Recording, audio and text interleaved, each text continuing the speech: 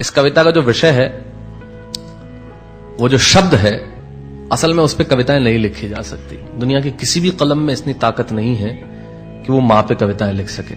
मैं तो बहुत छोटा कलमकार हूं, मैं मां पे क्या कविताएं लिखूंगा। मैंने एक कविता सिर्फ ये लिखी है कि जब मां हमारे पास होती है तब शायद उसके होने का एहसास नहीं होता। जब मां नहीं होती तब जिंदगी क्या होती है, बस मैं ये कहना चाहता हूं। तब आप सुने उस कविता को। एक बहुत छोटी सी कहानी उस कविता के शुरू में कहता हूं। एक जंगल में एक संगीतकार मृदंग बजाता था। मृदंग ढोलक की तरह एक वाद्य को कहते हैं। और जब मृदंग बजाता तो एक बकरी का बच्चा वहां रोज आके खड़ा हो जाता। एक दिन सर ये कैमरे जो भी हैं बंद कर दें प्लीज, फॉर गॉड सेक। बकरी का बच्चा वहां खड़ा हो जाता आके। तो मृदंग जो बजाता था संगीतकार, उसने उस मेमने से एक दिन पूछ लिया कि यार तुझे क्या मेरा सुर, मेरी ताल, मेरी लय बहुत अच्छी लगती है जो तू रोज यहां चला आता है। वो बोला मैं नहीं जानता कि आप क्या बजाते हैं, न मुझे सुर की समझ, न ताल की समझ, न लय की समझ। मैं तो बस इतना जानता हूं कि इस ढोलक पे, इस मृदंग पे जो चमड़ा मढ़ा है वो मेरे मां के बदन से आया है। क्या बात है, बहुत अच्छे, वाह। जब इस पे थाप पड़ती है मैं आके खड़ा हो जाता हूं। बहुत अच्छे, वाह। मेरी कविता मां के न रहने पे भीतर से पड़ी हुई थाप की कविता है, तब सुनाना चाहता हूं। इस कविता में अगर आपके आंसू बाहर की दुनिया की यात्रा करना चाहे तो रोकिएगा मत। अगर आपको ठीक लगे, जैसा कहता हूं जब मां नहीं होती तब जिंदगी क्या होती है। एक मुनव्वर राणा साहब का शेर उधार लेता हूं कि किसी के हिस्से में मकान आया, किसी के हिस्से में दुकान आई, मैं सबसे छोटा था, मेरे हिस्से में मां आई। क्या बात है, वाह वाह, बहुत अच्छा। तब कहता हूं कि कल जब उठकर काम पर जा रहा था तो अचानक लगा कि कोई रोक लेगा मुझे। कल जब उठकर काम पर जा रहा था तो अचानक लगा कि कोई रोक लेगा मुझे और कहेगा खड़ा खड़ा दूध मत पी, हजम नहीं होगा। मुझे लगा कोई कहेगा खड़ा खड़ा दूध मत पी, हजम नहीं होगा। 2 घड़ी सांस ले ले, अरे इतनी ठंड और कोट भूल गया, इसे भी अपने पास ले ले। मन में सोचा मां रसोई से बोली होंगी जिसके हाथों में सना आटा होगा।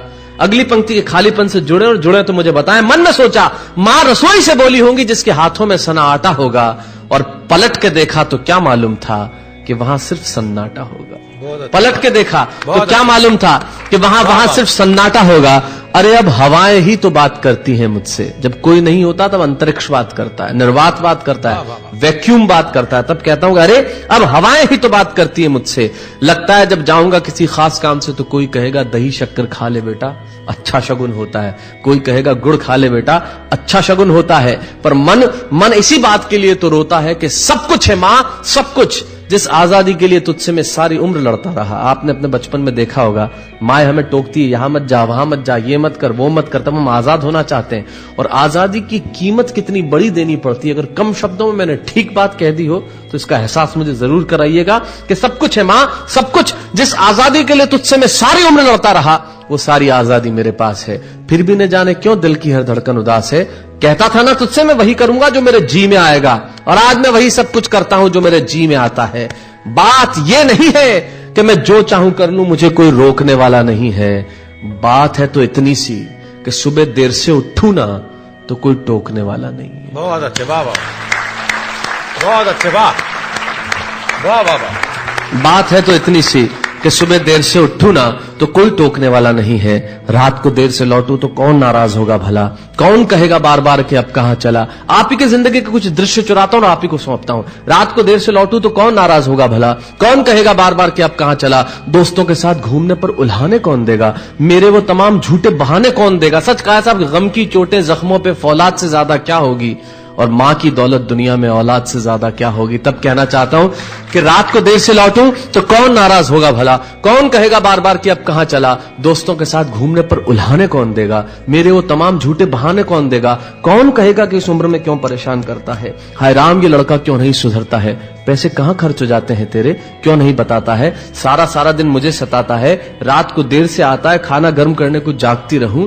खिलाने को तेरे पीछे भागती रहूं, बहाती रहूं आंसू तेरे लिए। कभी कुछ सोचा है मेरे लिए। खैर मेरा तो क्या होना है और क्या हुआ है, इस बुढ़िया का तो क्या होना है और क्या हुआ है। तू खुश रह लेना यही दुआ है, और आज तमाम खुशियां ही खुशियां।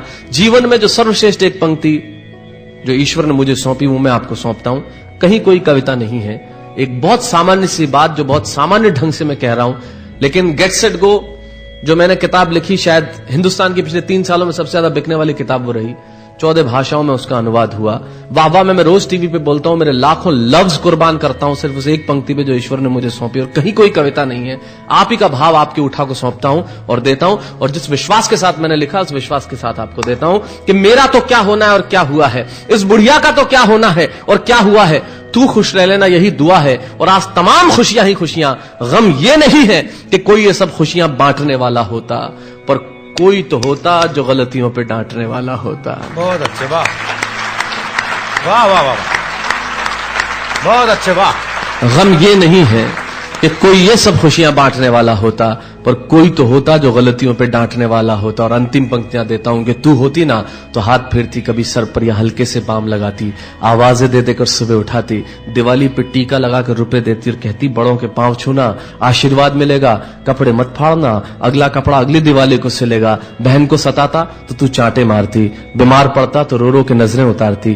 परीक्षा से आते ही खाना खिलाती, पिता की डांट का डर दिखाती, फिर पिता की डांट से तू ही बचाती, इसे नौकरी मिल जाए, ये तरक्की करे, दुआओं में हाथ उठाती, और तरक्की के लिए वतन छोड़ देगा, ये सुन के दरवाजे के पीछे चुपके चुपके आंसू बहाती।